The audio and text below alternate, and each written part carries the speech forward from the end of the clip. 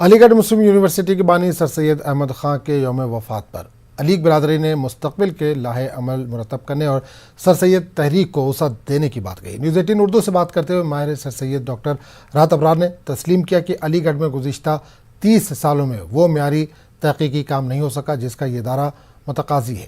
وہیں معروف عالم دین پروفیسر سعود عالم قاسمی نے کہا کہ آج سر سید کے فکر کو اس طرح مزید بڑھایا جا سکتا ہے کہ ہر ضلع میں سر سید کے جانشین ایک ادارہ قائم کریں۔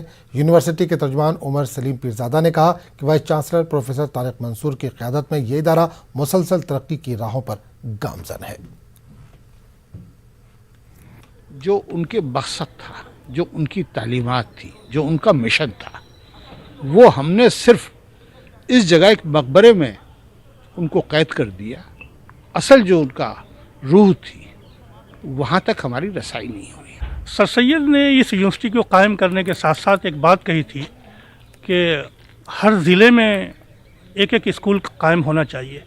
تو سر سید تحریک کو آگے بڑھانے کے لیے اور سر سید کو خراج عقیدت پیش کرنے کے لیے بہترین طریقہ یہ ہوگا کہ اولڈ بوائز جہاں جہاں ہیں وہ کوشش کریں کہ جن علاقوں میں ناخواندگی پسماندگی ہے وہاں ایک ایک اسکول کھول دیں۔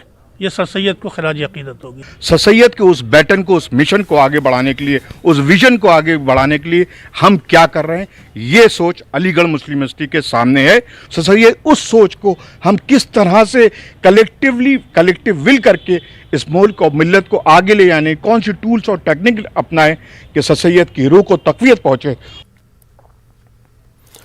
ہولی کا تہوار یوں تو خوشیوں اور رنگوں کا تہوار